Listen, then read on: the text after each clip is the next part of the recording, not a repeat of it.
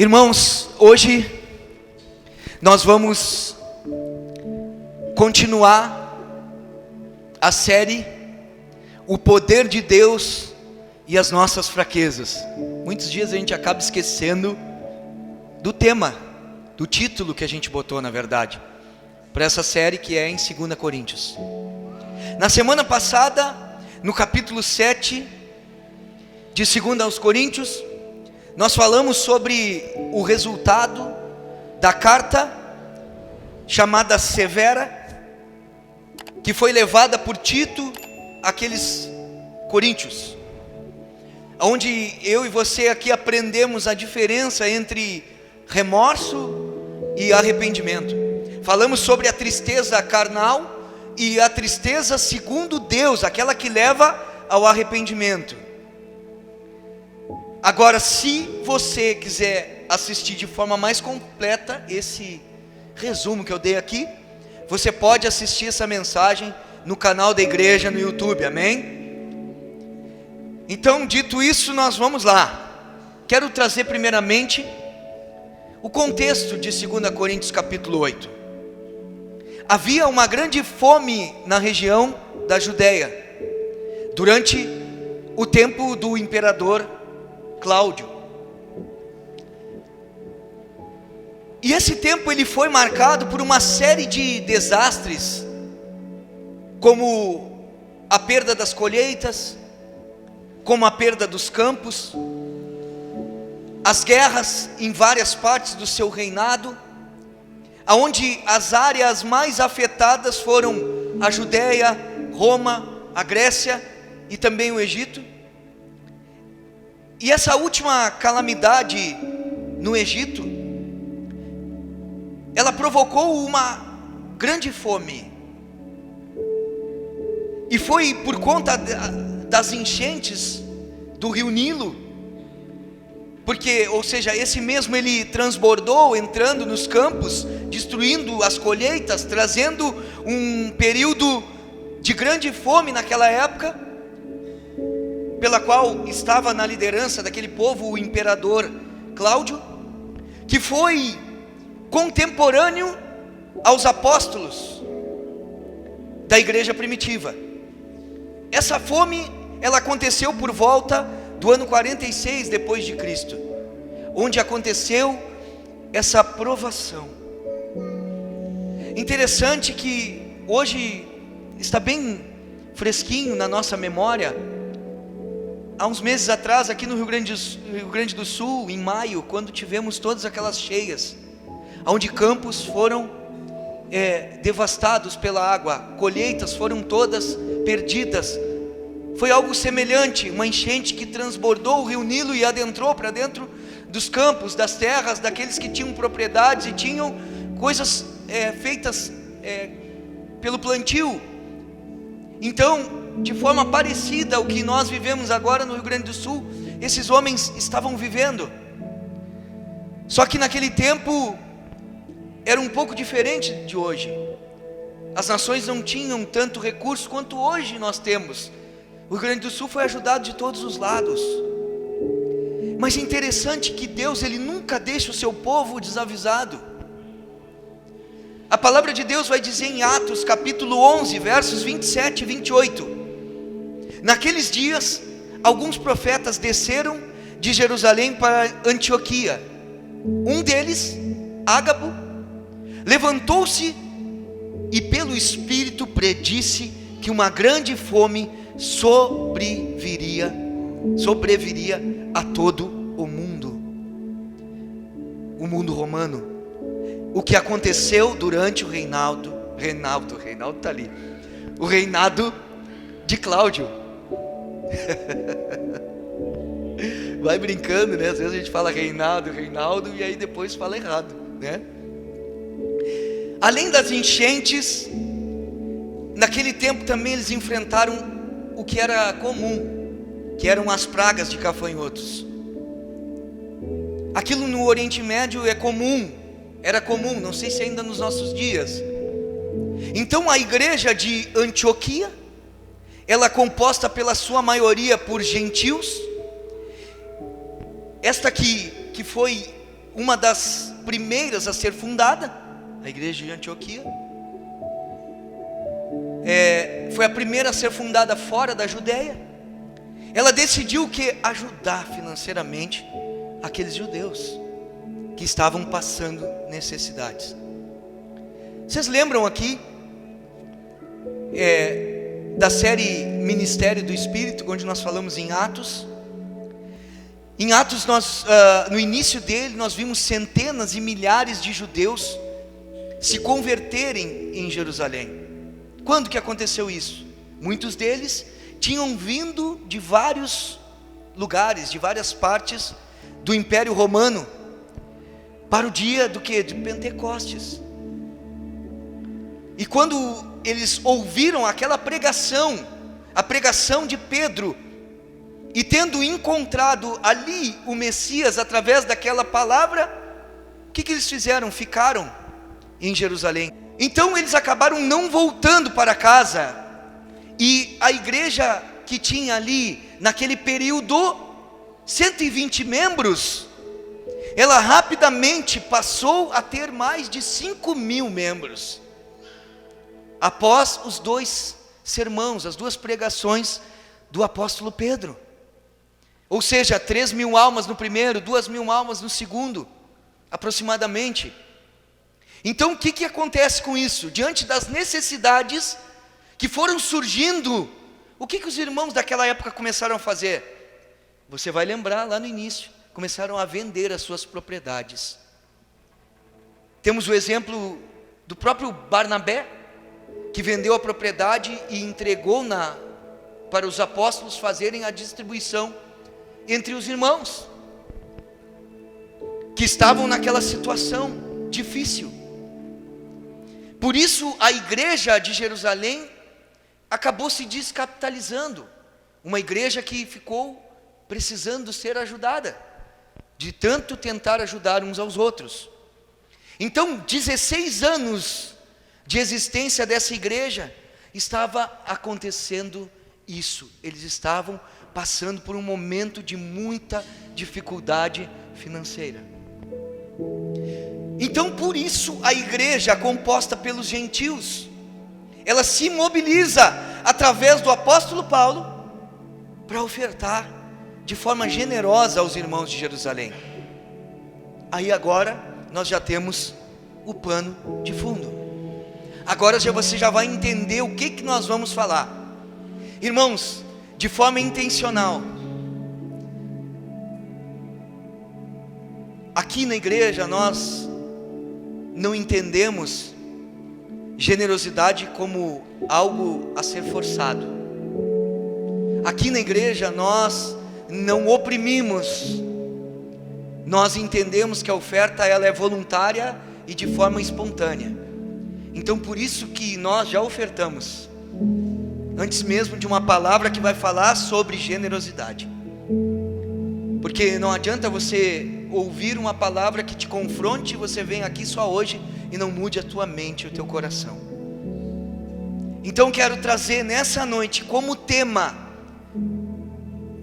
da palavra, chamado à generosidade. Diga comigo assim: chamado à generosidade. Segundo aos Coríntios 8, versos 1 diz assim: agora, irmãos, queremos que vocês tomem conhecimento da graça que Deus concedeu às igrejas da Macedônia.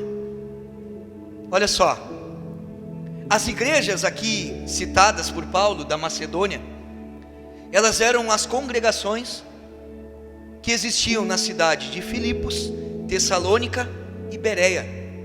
Em Atos 16 vai explicar sobre isso. Então era uma província. A província da Macedônia tinha mais de uma igreja.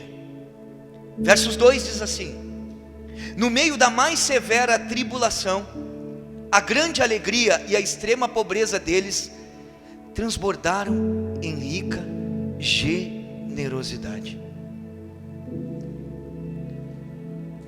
Essas igrejas, elas surgiram em meio à aflição. Além disso, elas tinham também poucos recursos,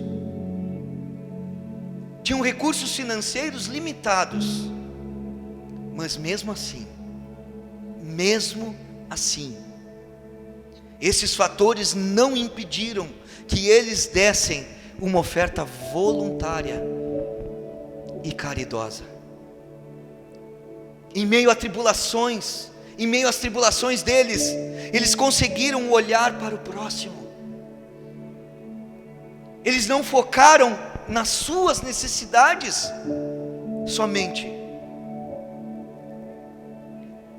E é interessante, irmãos, que a primeira coisa a pontuar, essa versão aqui não fala sobre isso, mas fala sobre a graça.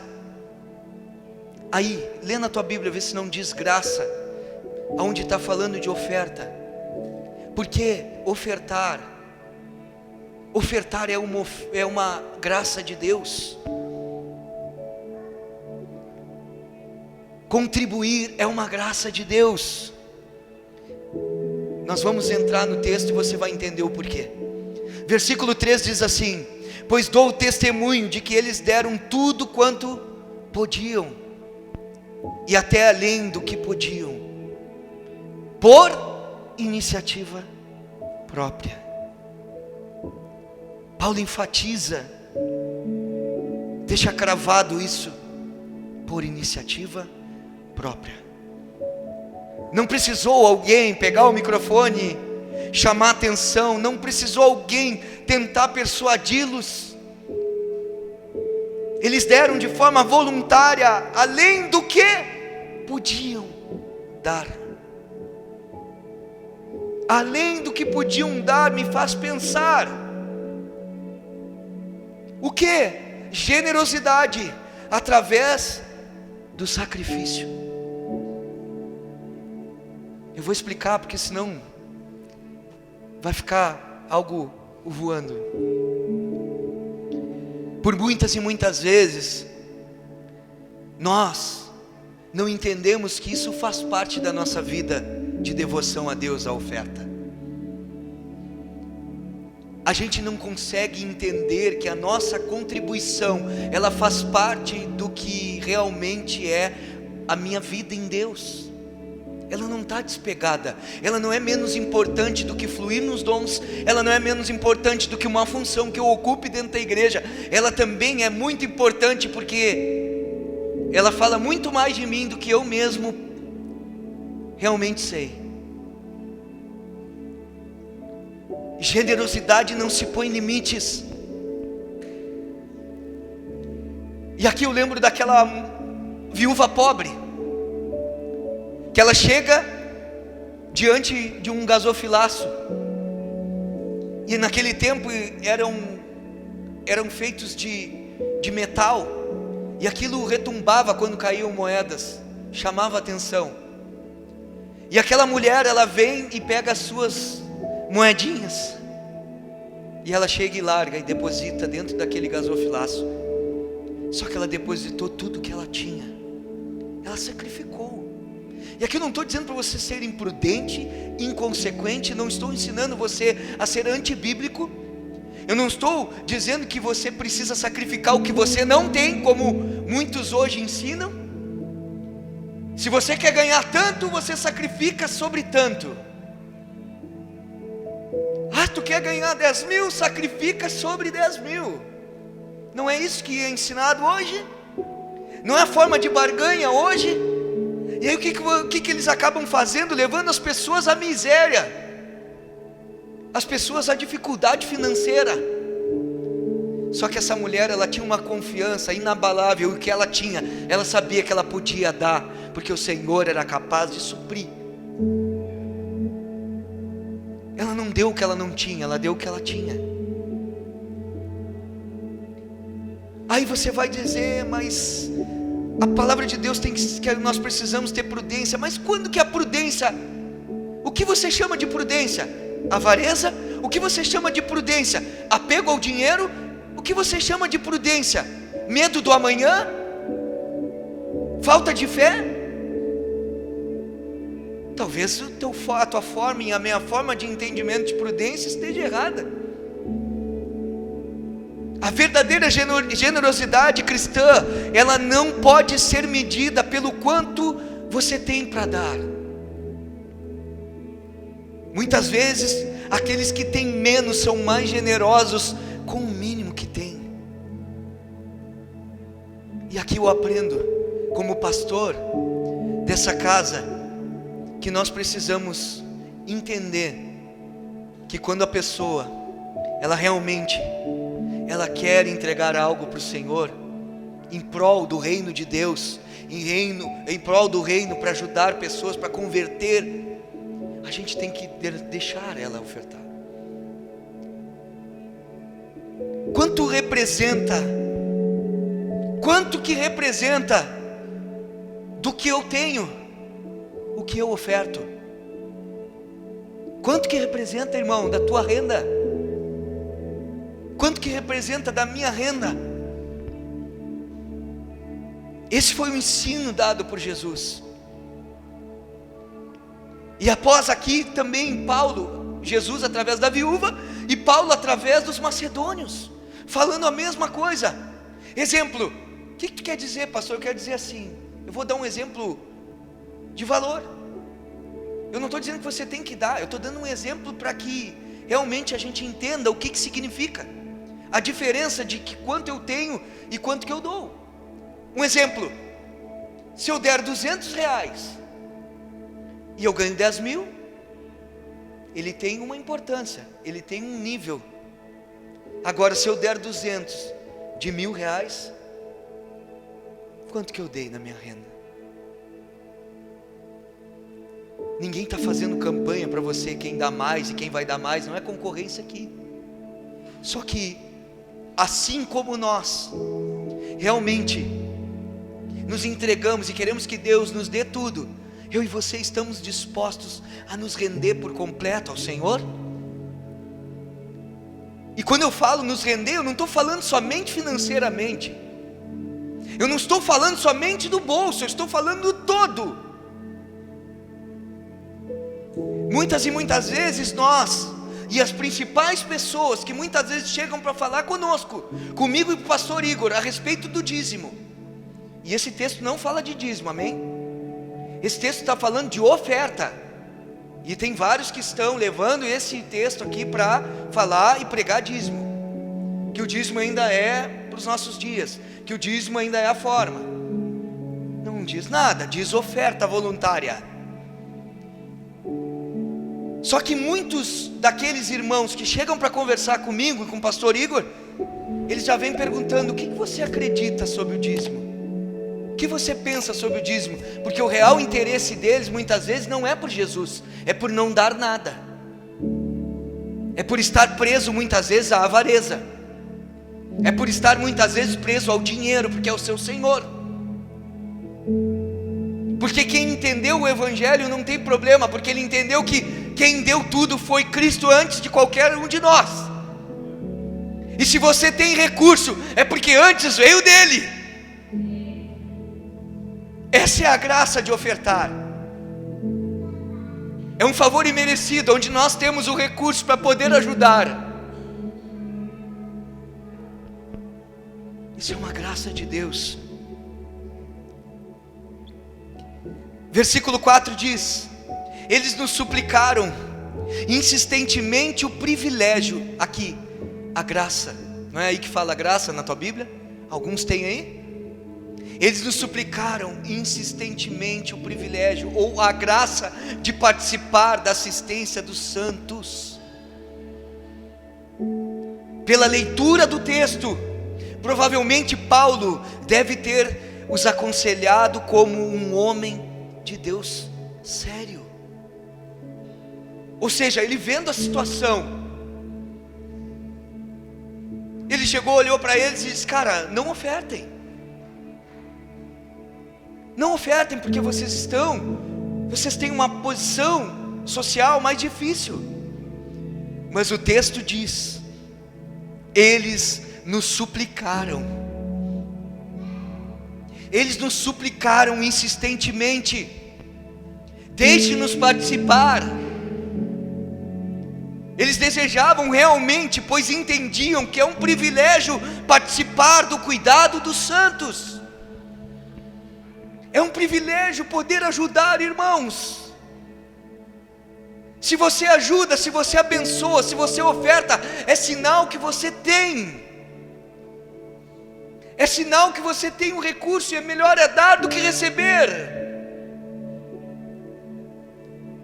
Irmãos, vocês estão aqui nessa casa. Quando que a gente fala de dinheiro, irmãos? Quando que a gente fala? A não ser que caia a pregação e a gente tem que falar. A pregação é em série, então vai ter momentos que nós vamos ter que falar, porque se está na Bíblia é porque ela tem importância e tem aplicação para cada um de nós. Agora, o que eu aprendo com isso? Quando esses que pouco tinham, eles ofertaram, quiseram, desejaram ofertar. O que eu aprendo? O que nós aprendemos? É que ninguém tem tão pouco, irmãos, que não possa repartir. Ninguém tem tão pouco que não possa repartir. Eles tinham pouco, mas eles pegaram o pouco de um, o pouco de outro, juntaram entre aqueles irmãos, e diz que eles fizeram uma oferta generosa. O versículo 5 diz assim: e não somente fizeram o que esperávamos, mas entregaram-se mas entregaram-se primeiramente a si mesmos, ao Senhor, e depois a nós, pela vontade de Deus. O que fez com que a doação dos macedônios fosse tão espetacular? Obrigado, Jesus. Não foi a quantia de dinheiro, foi que entregaram-se primeiramente a si mesmos ao Senhor. O problema é que muitos de nós demonstram que o nosso coração ainda não é do Senhor, por isso que tem dificuldade de ser generoso, porque não se entregaram primeiramente ao Senhor. Por que os macedônios eram tão bons exemplos de doação? Porque entregaram-se a si mesmo ao Senhor. Depois eles deram a sua confiança a Paulo e aos outros apóstolos. Muitas vezes pessoas que não se rendem a Cristo, eles ficam com medo de confiar a sua oferta a outras pessoas. Pessoas que muitas vezes ainda estão apegadas na mascada. Deixa eu te dizer uma coisa, triste, o teu Deus ainda não é o Senhor Jesus. A verdadeira questão não é dar dinheiro, é dar a nós mesmos ao Senhor. O dinheiro é a consequência de um coração entregue. Se realmente nos entregamos ao Senhor, então o tipo certo de doação material seguirá naturalmente. Aqui está o segredo. Quando um cristão oferece a si mesmo ao Senhor por completo, ele não tem dificuldade em oferecer a carteira aos cuidados de Deus. Está lembrando daquele ditado que tem? Se converteu, mas não converteu o bolso. Vou te dizer mais, segundo a palavra de Deus, não se converteu. E eu vou te mostrar. O problema é que muitos que chamamos de cristãos e de irmãos, eles ainda não se ofereceram ao senhorio de Cristo. E aonde que tem essa palavra que diz que realmente não serve ao Senhor? Mateus 6, 24, olha o que diz. Evangelho de Jesus, escrito por Mateus, capítulo 6, verso 24, diz assim: ninguém pode servir a dois senhores, pois odiará um e amará outro, ou se dedicará a um e desprezará o outro. Vocês não podem servir a Deus e ao dinheiro. E aqui eu volto. Hoje muito se pergunta: o que eu preciso dar na igreja? Primeiramente, se entregar totalmente a Deus. Quem se entrega ao Senhor, se entrega por completo, todas as áreas da sua vida. Muito se especula: quanto que eu tenho que dar? Gente, aqui não é um lugar de pagamento de impostos. Aqui é um lugar de expressarmos generosidade uns com os outros. Nós estamos em uma terra, em um lugar que nós precisamos mostrar que o nosso Senhor não é o dinheiro, que nós usamos o dinheiro para servir as pessoas, para ajudar as pessoas, para proclamar a obra de Deus, para ajudar em missões, para proclamar a pregação do Evangelho, para propor eventos e situações que possam beneficiar pessoas de conhecer o reino. Se o nosso coração não for de Cristo, nunca entenderemos que aquilo que temos não é nosso. Eu e você, nós somos mordomos, somos administradores daquilo que Deus coloca nas nossas vidas. Por que Deus permite que nós trocamos de emprego?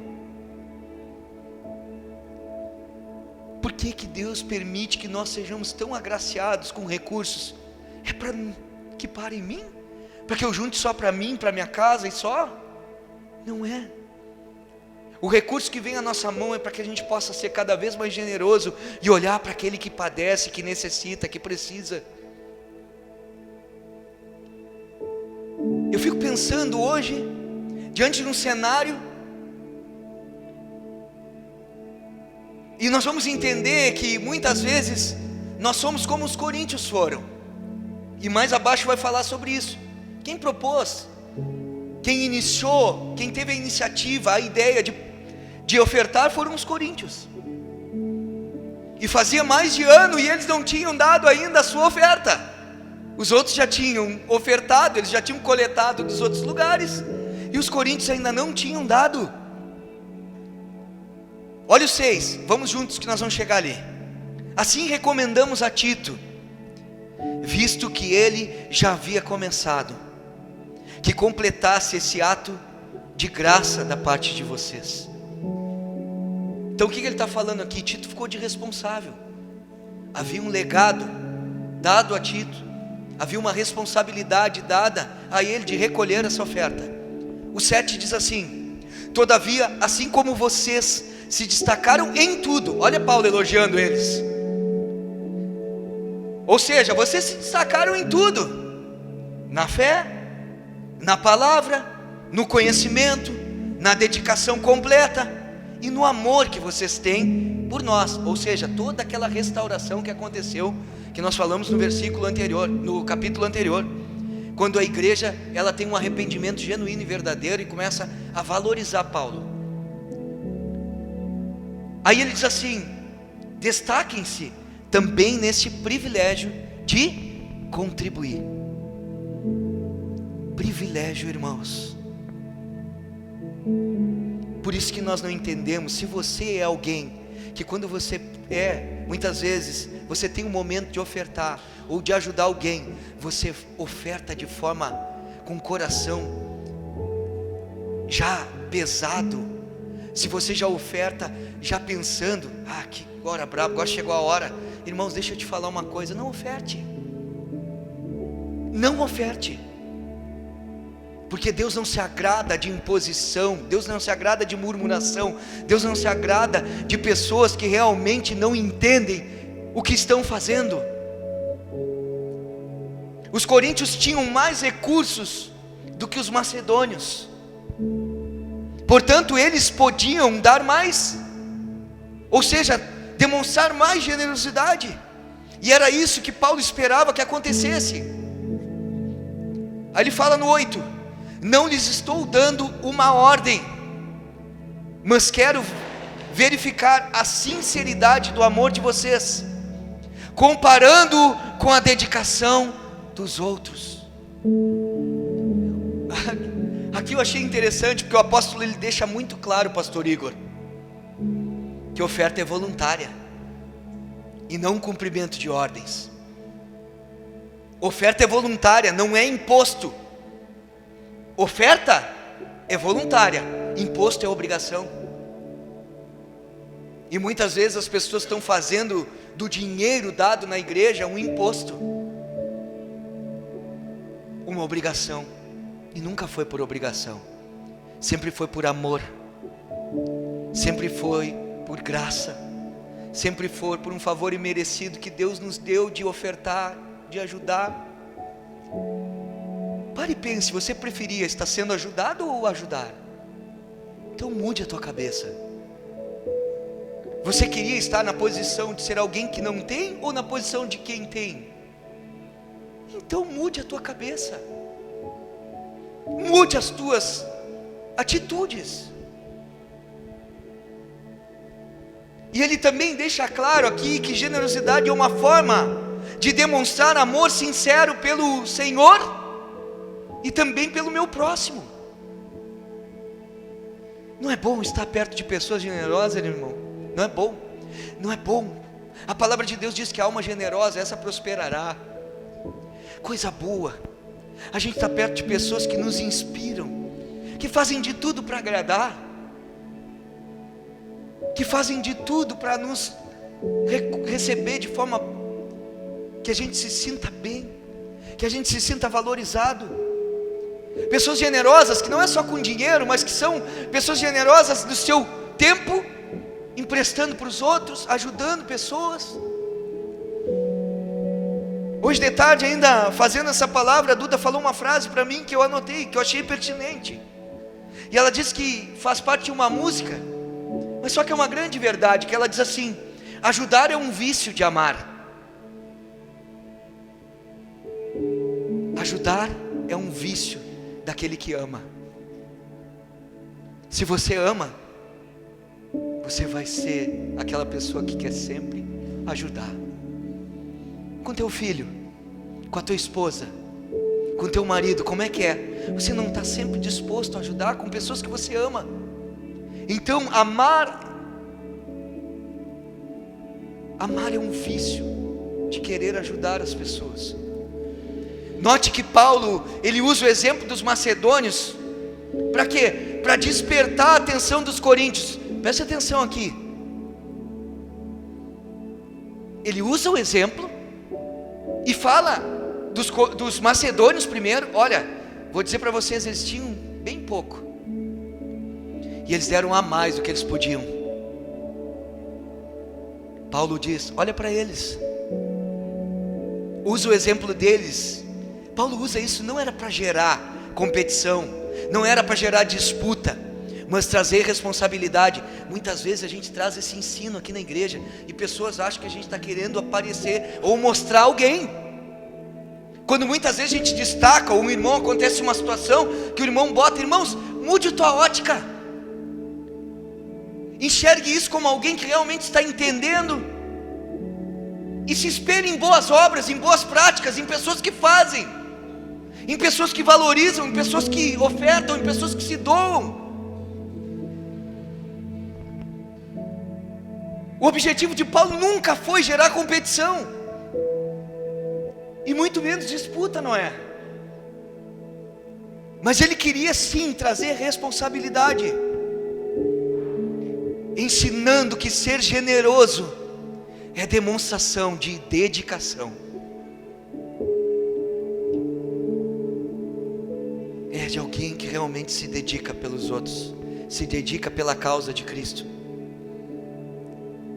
Olha o 9 o que fala: pois vocês conhecem a graça do nosso Senhor Jesus Cristo, que sendo rico, se fez pobre por amor de vocês, para que por meio da sua pobreza, vocês se tornassem ricos. O sacrifício de Jesus, irmãos, é um padrão muito alto de oferta, é um padrão muito mais elevado. Cristo voluntariamente trocou toda a sua riqueza, da sua divindade, pela pobreza da sua encarnação. Ele nos mostra o coração doador de Deus. Então, se Jesus Cristo é o meu Senhor, não há como eu não ter características. Se Jesus é o meu modelo perfeito sobre desapego a coisas materiais, eu não posso me conformar em viver uma vida muquirana. Eu não posso me conformar em viver uma vida mesquinha. A palavra diz: vocês se tornaram ricos. Se refere ao que? Às riquezas espirituais que Jesus concede a todos os que confiam nele. Ou seja, de forma generosa e gratuita, Ele oferece perdão, justificação, regeneração, vida eterna e glorificação. Jesus nos comprou e livrou do cativeiro do pecado, tornando-nos filhos de Deus, de forma generosa, se oferecendo como sacrifício, ou seja, morrendo em nosso lugar. Aí o 10, Paulo diz, 10 e o 11 agora: este é meu conselho, convém que vocês contribuam, já que desde o ano passado vocês foram os primeiros, não somente a contribuir, mas também a propor esse plano. Olha aqui, ó, deram a ideia, foi eles que inventaram. Sabe aquele ditado popular que diz: quem inventa aguenta? Era mais ou menos isso. Quem inventa aguenta, agora assume a responsabilidade. Agora completem a obra, para que a forte disposição de realizá-la seja igualada pelo zelo em concluí-la. Ele, de acordo com os bens que vocês possuem. Os coríntios haviam dado essa ideia de levantarem uma oferta para ajudar os macedônios, mas devido ao quê? Aos acontecidos, ou seja, a igreja estava toda desajustada. Paulo estava apertando aquela igreja, chamando aquela igreja ao arrependimento. Eles estavam endurecidos, eles estavam dando ouvido para pessoas que estavam dividindo a igreja, que estavam fomentando a perseguição a Paulo, descaracterizando o ministério, o chamado, a integridade do apóstolo. E eles estavam envolvidos com tudo isso, e haviam deixado de lado. E muitas vezes somos nós, nos envolvemos com tantas coisas, nos envolvemos com tantas coisas que tiram o nosso verdadeiro foco, e a gente já nem sabe o que está fazendo aqui. A gente nem sabe que aonde a gente quer chegar como igreja. Você sabe onde você quer chegar como igreja? Ou você só vem aqui para vir no culto do domingo e tá bom para ti? Ou eu e você pensamos realmente em impactar? Ou eu e você pensamos realmente em trazer um legado para uma sociedade? Ou eu e você pensamos realmente em trazer ensino para famílias?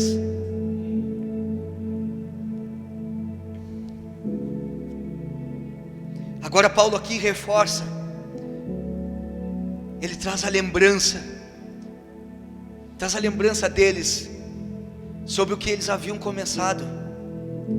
Ele chama a atenção deles para completar a obra de forma generosa, sabendo que a condição deles era bem melhor do que a dos macedônios. Exemplo, ele estava dizendo: a oferta de vocês, ela tem que ser de acordo com a capacidade que vocês têm. Ou seja, vocês têm mais capacidade que os macedônios, então vocês precisam ser mais generosos.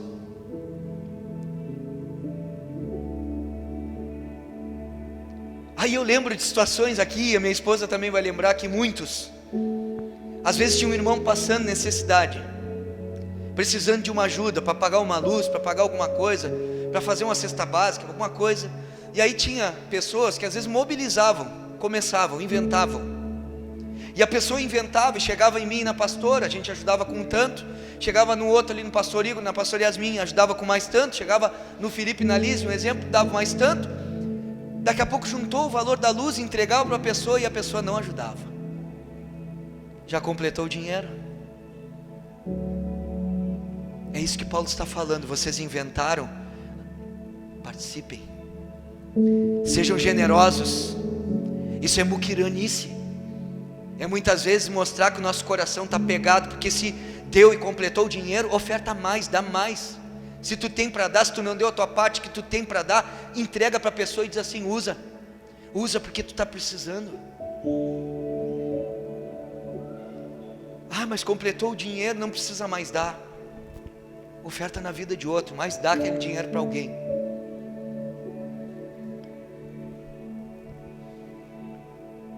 Paulo mostra que cada um tem uma capacidade, cada um contribua segundo tem. Quem tem mais, doa mais, quem tem menos, doa menos. Mas todos podemos o quê? Participar, porque essa graça que Deus nos dá, de termos recursos, nós podemos ajudar, irmãos.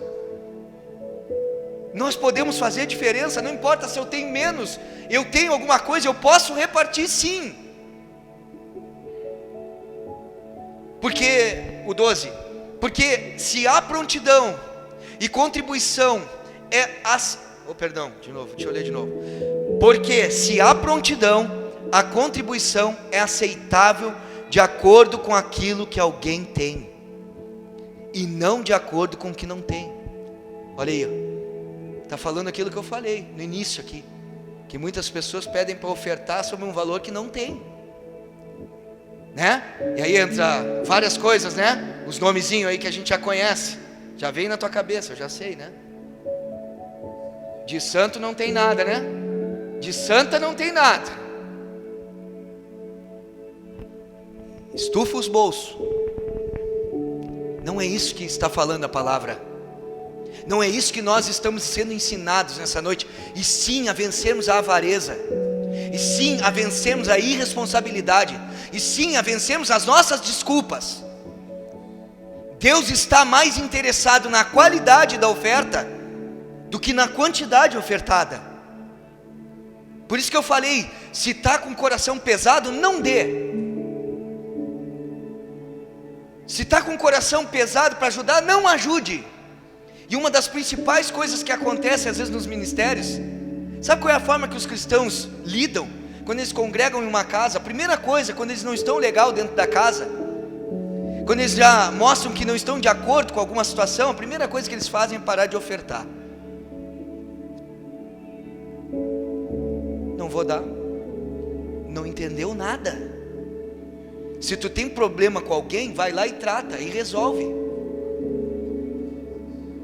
Trata primeiro e depois vai lá e dá a tua oferta.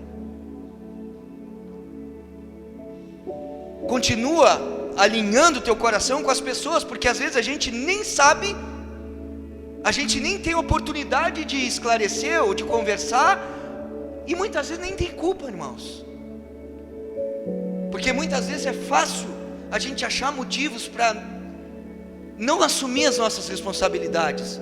A gente culpa alguém, a gente põe na conta de alguém. Então aqui nós não podemos dar o que temos, dar o que não temos, perdão.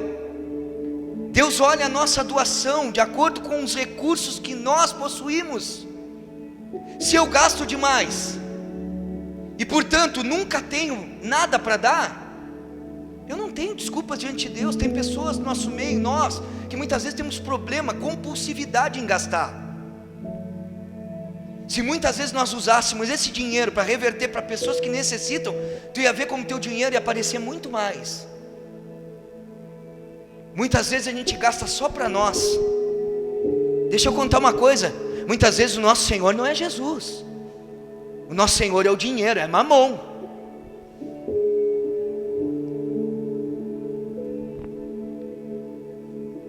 Se eu gasto mais e nunca tenho dinheiro para ofertar, eu gasto em tudo, e eu nunca tenho dinheiro para ofertar, para ajudar, para dar uma semente na vida de alguém, para ajudar alguma pessoa que está lá, muitas vezes precisando de uma cesta básica, de uma ajuda para comprar um remédio, mas que a gente sabe o que é verdade, né? Que a gente acompanhe, que hoje tem muita gente se beneficiando. Ou seja, eu não posso dizer, eu não tenho nada para dar. Não é que não tenha, eu não sei administrar. Eu não sei, eu não organizo meu dinheiro, eu não tenho prioridades no gasto deles. O que Paulo falou nos capítulos anteriores? ele falou assim: eu já estou avisando para vocês com antecedência essa coleta dessa oferta, para que vocês se preparem. Quando chega a tua mascada, o teu dinheiro, você separa algum dinheiro para ajudar, para ofertar? Você já deixa um dinheiro ali que você possa realmente servir, investir no reino? Ou você acha que aqui tudo é de graça? As cadeiras, alguém pagou, fomos nós. Aonde nós estamos tem custo, tem despesa. Nós fazemos parte de uma comunidade que precisa realmente pagar contas. Nós não temos isenção de tudo aqui. Por enquanto ainda não temos, e vamos ter depois. Estamos trabalhando, estruturando para isso. Mas as caixas, elas foram pagas. O som, ele é pago. A luz, ela é paga. A água é paga. Então a gente precisa entender. Não é porque aqui as pessoas, elas não forçam, não obrigam, que eu não tenho responsabilidade. É isso que Paulo está dizendo. Não é por uma obrigação, mas eu quero chamar vocês ao entendimento. Se comprometam. Entendam que vocês são parte disso. Agora, tem um outro lado. Cuidado para muitas vezes eu e você não cometermos o pecado da falsa bondade. Falsa bondade. O que é isso, pastor? Muitas vezes você está com o teu dinheiro contado, e você tem que pagar as suas contas, e isso é o que você tem que fazer. Usa, paga as suas contas, mantém, faz tudo aquilo que você tem que ajustar. Eu não estou dizendo o extra, os luxos. Eu não estou dizendo os mimos. Eu estou dizendo contas. Comer, vestir, aluguel, prestação de casa. Pague tudo. Só que muitas vezes pessoas cometem esse pecado, que vão lá e ajudam, e vai fazer falta no seu orçamento. E aí o que acontece? Dá 100 pila ali para ajudar uma pessoa, ou a obra que seja, e chega em casa depois, começa a murmurar e reclamar porque deu. Pecado. Se prejudicou, querendo fazer bonito. A oferta não é para isso. Aqui não é competição de quem dá mais, quem aparece mais. Aqui não é competição de que um é melhor que o outro porque ofertou, porque às vezes, dependendo da qualidade da oferta que está no coração, que Deus sabe, Deus até rejeitou. Aqueles homens vinham naquele gasofilaço que a mulher botou, a viúva pobre, botou as moedinhas, eles davam muito mais que ela. E Jesus o quê? Se agradou de qual oferta? Não foi a quantidade, foi a qualidade da oferta. Eu não estou falando de quantidade, eu estou falando de qualidade de ofertar. Eu estou trazendo um ensino do que a palavra está nos trazendo nessa noite. Versículo 13, nosso desejo não é que outros sejam aliviados enquanto vocês são sobrecarregados, mas que haja igualdade. Paulo está dizendo que sejam todos igualmente generosos. Ou seja, o objetivo não é que seja pesado para uns e leve para outros, que uns fiquem sobrecarregados e outros não. Igualdade só é possível quando todos se tornam responsáveis, participantes. E agora eu quero trazer uma revelação que talvez você não saiba aqui da igreja. Por muitos dias e até hoje, tem pessoas que ainda se comprometeram com oferta aqui na igreja para honrar as contas, para honrar o aluguel, e muitas vezes essas pessoas se sacrificam. Essas pessoas acabam carregando, ou seja, são pessoas que carregam um fardo pesado, enquanto outros não. E era o que ele estava dizendo e ensinando. Ei, deixa eu falar uma coisa, esse ensino não é para que fique só umas pessoas só ofertando e os outros sem responsabilidade. Não, é que todo mundo entenda que é um nós, é para nós. É que nós somos um corpo, nós somos uma família de muitos filhos que precisam se ajudar e que precisam ajudar. Eu não sei se estou ficando claro, irmãos. Acho que mais claro que isso, acho que não tem. E o meu objetivo nessa noite não é te constranger, mas é te trazer responsabilidade, entendimento que a tua vida, se Jesus não for o Senhor, se você antes não se entregar para Cristo, se você não entregar o teu coração por inteiro, deixa eu te falar, você não está servindo a Ele. E um dos indícios muitas vezes é a avareza. 14 diz: no presente momento, a fartura de vocês suprirá a necessidade deles, para que por sua vez a fartura deles supra a necessidade de vocês, então haverá igualdade. Pode ser que um dia, irmãos, preste atenção, uma congregação generosa, ela precise da ajuda de outros. Por isso que é bonito nós aqui, como comunidade, quando vermos e soubermos que tem outra igreja que precisa de ajuda, ou outros irmãos que precisam de ajuda, a gente ser generoso. Se tem uma pessoa, mas não é do nosso ministério, irmãos, deixa eu te falar, isso aí não existe. Igreja é uma só, irmãos. Há um só Pai, há um só Senhor, há um só Deus. A pessoa, ela é irmã em Cristo. Nós devemos realmente nos comprometer em ajudar uns aos outros. Pode ser que um dia uma pessoa generosa precise de outros. Irmãos, deixa eu falar uma coisa para vocês. Eu já recebi cesta básica da igreja, e não tem nenhum mal nisso, e não tem nada feio nisso. Então muitas vezes eu pude ajudar com cestas básicas, mas eu também fui ajudado. Paulo estava ensinando. Hoje são eles aqui que estão precisando. Hoje é a igreja de Jerusalém que está precisando. Portanto, sejam generosos, deem o seu melhor. O 15: como está escrito, quem tinha recolhido muito não teve demais, e não faltou a quem tinha recolhido pouco. O apóstolo aqui, ele está citando Êxodo capítulo 16, versos 18.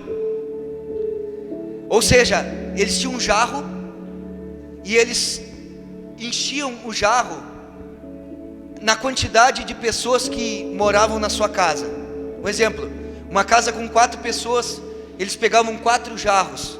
Uma casa que tinha 3 pessoas, pegava 3 jarros e enchia com um maná. Então o que ele estava querendo trazer? Ensino. Assim houve uma distribuição igualitária do maná entre os israelitas. Então, e ele estava trazendo ensino que também deveria haver uma divisão justa dos recursos entre os cristãos, de acordo com o que cada um tem. Quem tem mais, dá mais. Quem tem menos, dá menos. Mas ninguém é tão pobre que não possa dividir. Esse foi o ensino que ele estava trazendo aqui.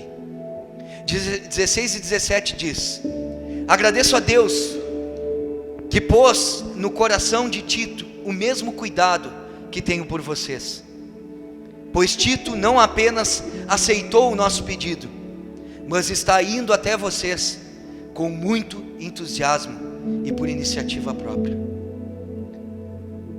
Tito se dispõe de forma voluntária. Deixa eu falar uma coisa aqui que é interessante.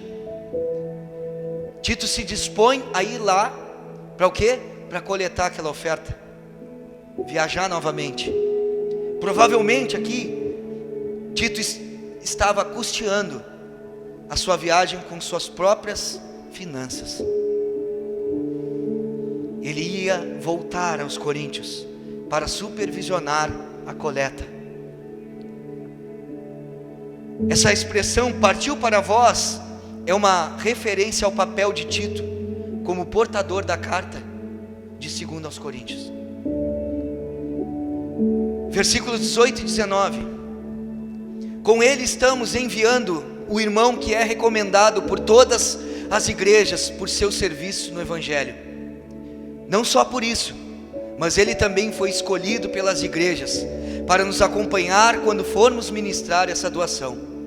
o que fazemos para honrar o próprio Senhor e mostrar a nossa disposição.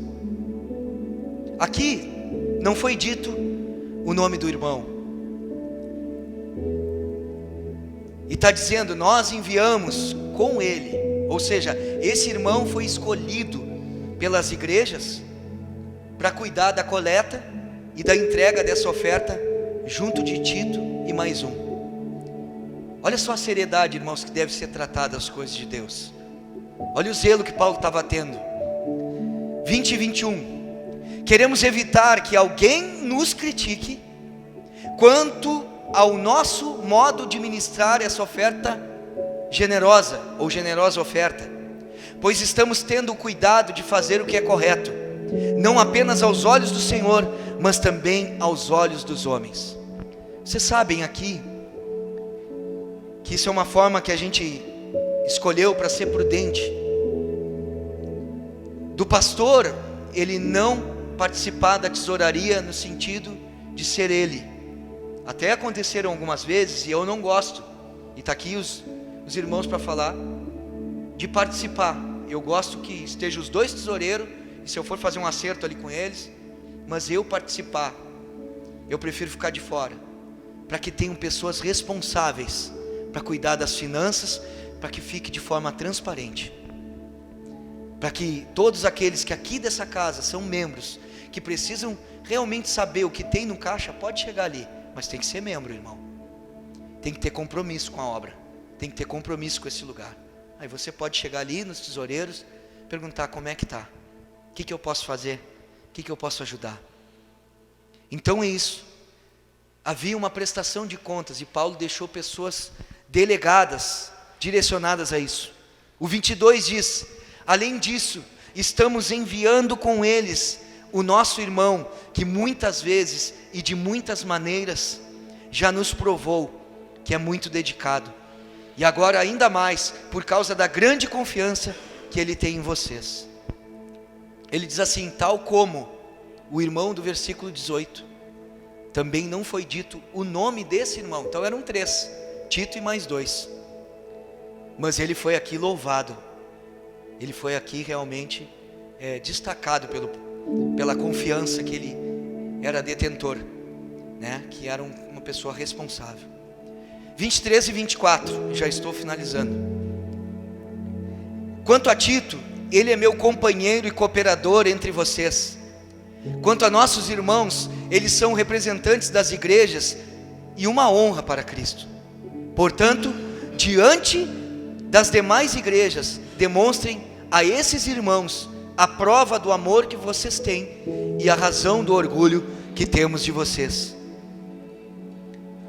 Esses homens honestos, eles foram enviados para recolher as ofertas e fazer o que era honesto diante do Senhor e dos homens.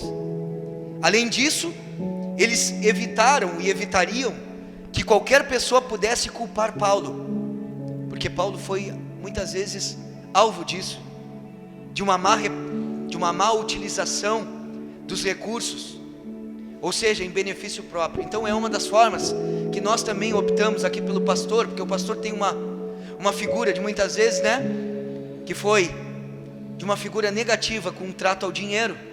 Então a gente, para ter esse tipo de forma de blindagem, a gente já não fica responsável por isso, como forma séria. Não que a gente não saiba quem a gente é e o que a gente quer, mas sim para que não haja nada de dúvida e haja transparência, da mesma forma que é ensinado aqui. Eu quero trazer a conclusão dessa palavra, preste atenção. Há um contexto no nosso país.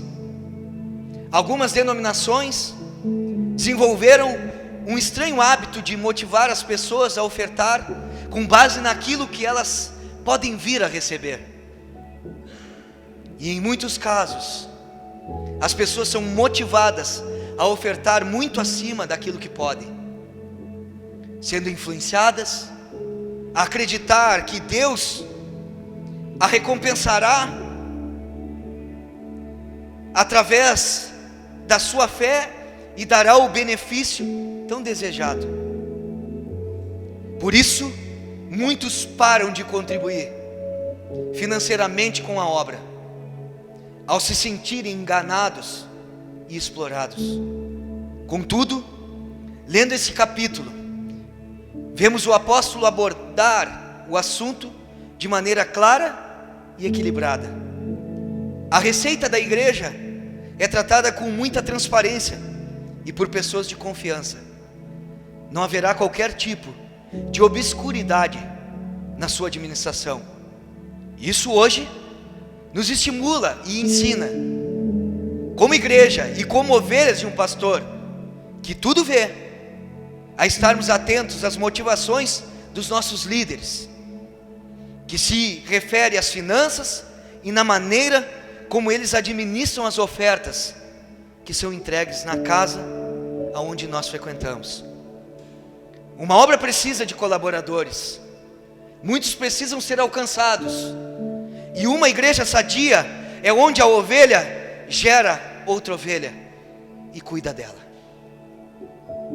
Que eu e você possamos nos responsabilizar, e você possa fazer, você possa aferir nessa noite: será que esse lugar é digno da tua confiança? Será que essa casa é digna de que você acredita? Será que esse lugar realmente se compadece e quer cuidar de vidas? Será que realmente eu e você queremos reverter aquilo que nós aqui recolhemos para realmente propormos um estado melhor para outras pessoas que não têm? Você está nessa casa, você sabe o que está no nosso coração e qual é a real intenção de pregar uma palavra como essa. E o que eu menos quero é te constranger, o que eu menos quero é te botar um peso nas tuas costas. E eu digo, se você não entende, se você ainda não se rendeu ao Senhor, não adianta você ofertar. Se o teu coração não for de Cristo, deixa eu te dizer, o teu Senhor não é Ele, o teu Senhor é Mamon. Só oferte de forma voluntária e sem pressão, com entendimento e com graça, de realmente poder participar de algo tão fabuloso que o Senhor nos permite. Em nome de Jesus, vamos ficar de pé.